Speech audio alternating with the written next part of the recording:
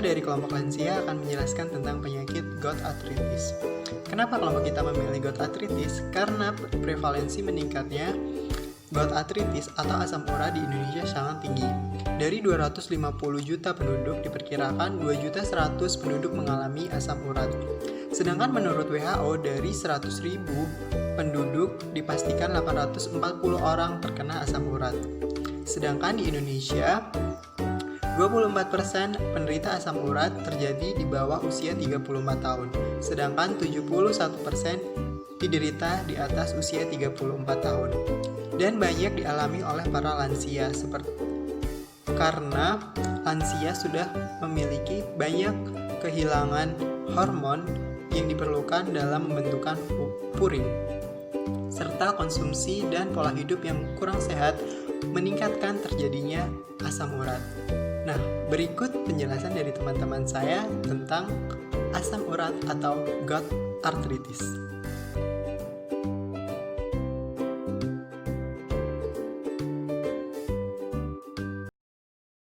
Pengertian dari gout atau kita biasa menyebutnya dengan asam urat merupakan hasil metabolisme purin dalam tubuh. Dalam keadaan normal, hasil metabolisme purin dalam tubuh akan dikeluarkan oleh ginjal melalui purin. Namun dalam kondisi tertentu, ginjal tidak mampu mengeluarkan zat asam urat tersebut secara seimbang, sehingga terjadi kelebihan dalam darah atau biasa kita sebut dengan hiperurisemia. Nah, hiperurisemia inilah yang akan menyebabkan peradangan sendi dan pembengkakan pada sendi. Terdapat beberapa penyebab terjadinya asam urat. Ada faktor genetik, stres, obesitas atau kelebihan berat badan, dan pengonsumsian makanan yang banyak mengandung purin seperti ikan asin, lobster, kerang.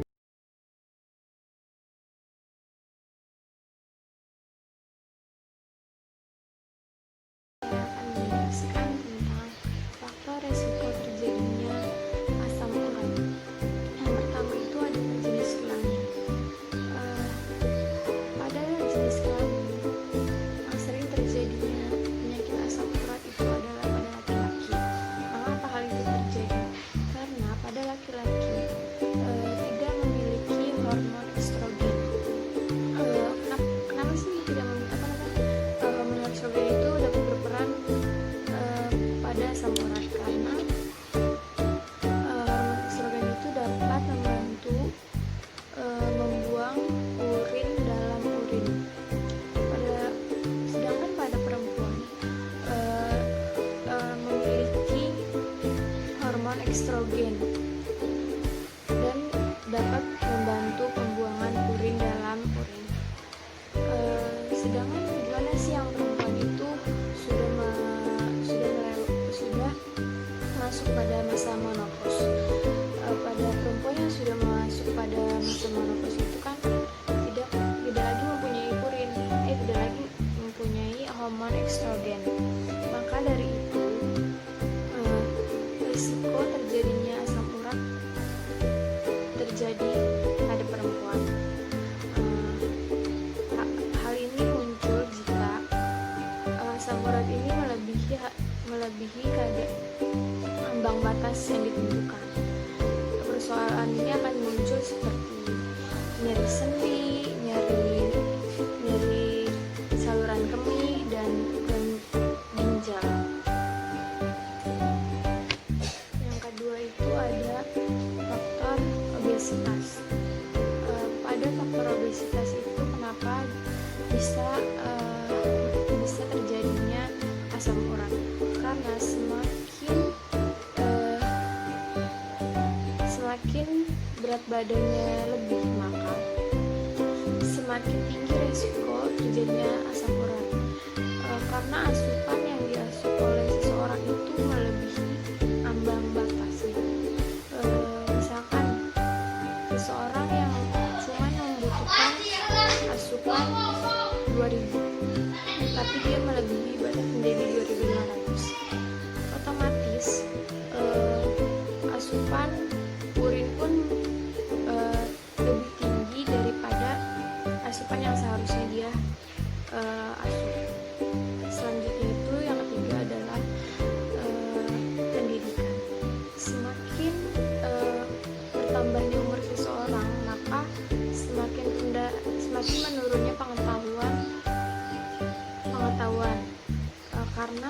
Hal ini disebabkan oleh apa? Karena fungsi sensorik resepsinya itu menurun.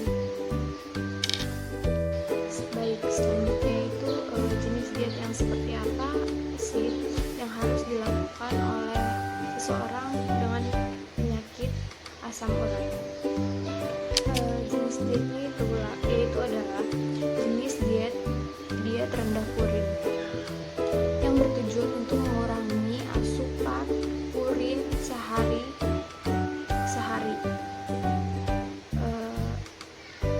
Makanan yang seperti apa yang tinggi purin?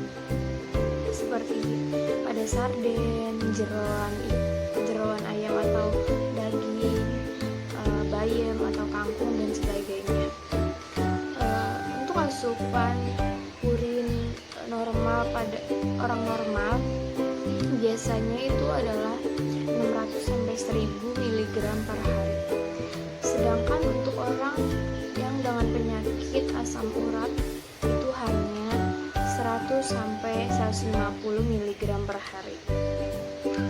Baik, selanjutnya itu untuk syarat dietnya yang seperti apa? Yang pertama itu energi. Energinya itu sesuai dengan kebutuhan seseorang. Yang kedua itu protein yang cukup, yaitu sekisaran 1 sampai 1,2 gram per kilogram berat badan per hari. Yang ketiga itu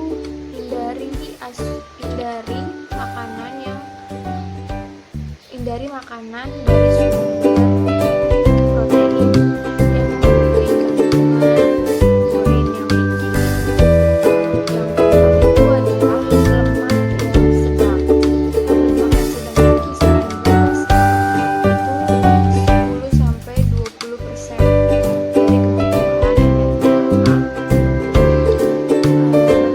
Yang kelima itu adalah karbohidrat.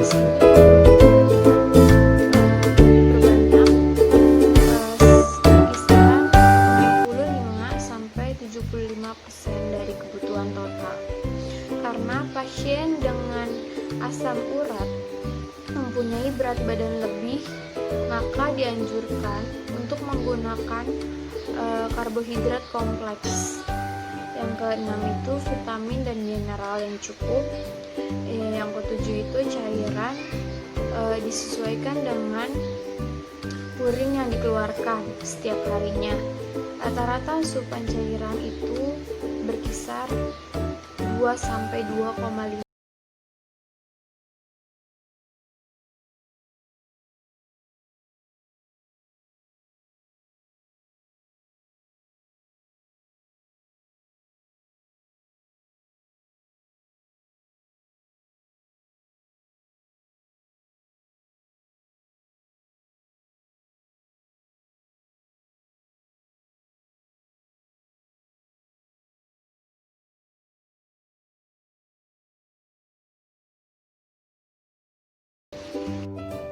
Nah, tadi kan sudah dijelaskan dengan teman saya mengenai apa itu pengertian dari penyakit asam urat, terus juga mengenai penyebab dari penyakit asam urat, sama mengenai faktor risiko dari penyakit asam urat. Nah, di sini saya akan menyampaikan mengenai makanan yang diperbolehkan dan tidak diperbolehkan bagi penderita penyakit asam urat.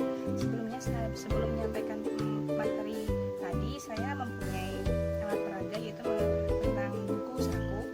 Di sini ada buku saku asam urat dengan judul Basuki Berantas Asam Urat dengan Gizi. Di dalam alat peraga ini, buku saku ini terdapat pengertian dari penyakit asam urat, terus juga terdapat dari penyebab atau faktor resiko dari penyakit asam urat, terusnya juga ada makanan yang harus dihindari dan juga ada makanan yang diperbolehkan. Nah, saya akan menyampaikan mengenai makanan yang dihindari. Yaitu apa sih makanan yang dihindari bagi bapak atau ibu yang menderita penyakit asam urat?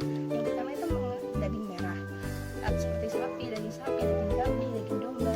Karena apa? Di dalam daging merah itu mengandung tinggi protein. Nah, tinggi protein juga bisa menyebabkan kandungan dari purin yang berlebihan di dalam tubuh, jadi bisa menyebabkan penyakit asam urat. Terus yang kedua itu ada junk food. Seperti yang kita ketahui ya Bapak Ibu, junk food itu kan makanan yang banyak pengawetnya. Nah, sudah dilihatkan dari faktor penyebabnya, makanan yang berpengawet itu juga bisa menyebabkan penyakit asam urat.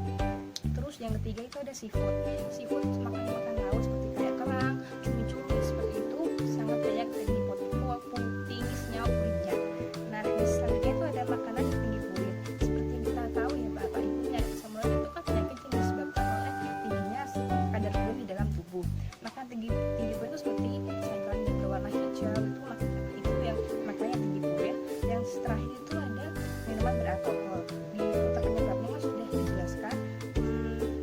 penguatan penyakit asam urat itu minuman beralkohol.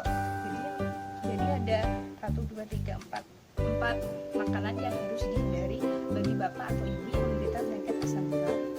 Nah, selanjutnya saya akan membahas mengenai makanan yang diperbolehkan. Yang pertama itu ada biji-bijian. Biji-bijian itu seperti kayak kacang itu juga diperbolehkan dikonsumsi bapak ibu, kayak seperti olahan tahu, tempe itu juga bisa dikonsumsi. Terus sayuran dan buah-buahan. Sayurannya itu sayuran yang warnanya jangan hijau tua ya bapak ibu. Buah-buahan, semua buah-buahan boleh dikonsumsi oleh bapak ibu. Kan khasiat sayuran dan buah-buahan sangat baik buat bapak ibu, jadi harus dikonsumsi ya bapak ibu. Terus semua jenis telur juga bisa dikonsumsi bagi penderita. Terus juga semua produk susu seperti keju itu juga bisa boleh dikonsumsi oleh bapak ibu, dan semua jenis karbohidrat seperti nasi, protein, nasi, terus kentang, terus ubi itu juga boleh dikonsumsi oleh bapak ibu. Nah, yang terakhir itu jangan lupa pola hidup sehat ya bapak ibu, seperti olahraga minimal 30 menit per hari, seperti senam saja itu tidak apa-apa bapak ibu. Terus juga tidur yang cukup selama 8 jam. Terus air minum air putih ya bapak ibu, 8 gelas per hari. Terus juga ada makan yang sesuai dengan tadi yang saya sudah jelaskan makanannya. Terus juga kelola stres nih bapak ibu. Demikian. Untuk selanjutnya, saya akan melanjutkan tentang bagaimana pengobatan asam urat. Nah, asam urat itu pengobatannya terbagi menjadi 2 jenis. Nah, yang pertama, pengobatan untuk meringankan gejala asam urat, yaitu nyeri pada sendi. Yang kedua, pengobatan untuk mencegah serangan kembali terjadinya asam urat. Nah, untuk tadi meringankan gejala itu bisa melakukan yang namanya pengompresan dingin pada sendi yang nyeri. Nah, mengapa menggunakan pengompresan dingin? Lah, pengompresan dingin sendiri ini dapat meredakan yang namanya peradangan. Nah, kenapa tidak menggunakan panas? Nah, ternyata dalam sebuah penelitian itu pengompresan panas ini mampu malah memperparah yang terjadinya inflamasi atau peradangan. Jadi ingat ya, pengompresannya itu menggunakan pengompresan dingin, bukan pengompresan panas. Nah, selain pengompresan, kita juga bisa melakukan atau mengkonsumsi obat-obatan. Obat-obatan ini biasanya dari golongan steroid. Golongan steroid ini tuh harus diperhatikan. Biasanya memiliki alergi atau indikasi atau efek samping tertentu. Nah, salah satu efek sampingnya itu adalah ruam pada kulit, mual, muntah, diare, bisa juga sampai ke gangguan fungsi hati. Nah, seperti itu. Nah, efek samping ini bisa terjadi atau memiliki tingkatan. Nah, tingkatannya itu mulai dari ringan sampai ke berat. Nah, ringan itu ketika efek samping ini terjadi, nah itu tuh beberapa hari kita akan hilang dengan sendirinya seperti itu. Tapi kalau berat itu bisa sampai 2 minggu lah. Ketika 2 minggu ini belum menghilang efek sampingnya inilah, kita perlu untuk segera berkonsultasi dengan dokter seperti itu. Terus selanjutnya pengobatan untuk mencegah terjadinya serangan kembali asam urat. Nah, ini tuh bisa dilakukan dengan cara menjaga pola makan. Seperti yang telah dijelaskan tadi ya, ada makanan yang dianjurkan, ada juga makanan yang tidak dianjurkan. Nah, makanan yang hal-hal yang berkaitan dengan makanan ini seperti menghindari makanan tinggi purin kayak gitu, seperti ikan laut kayak gitu. Terus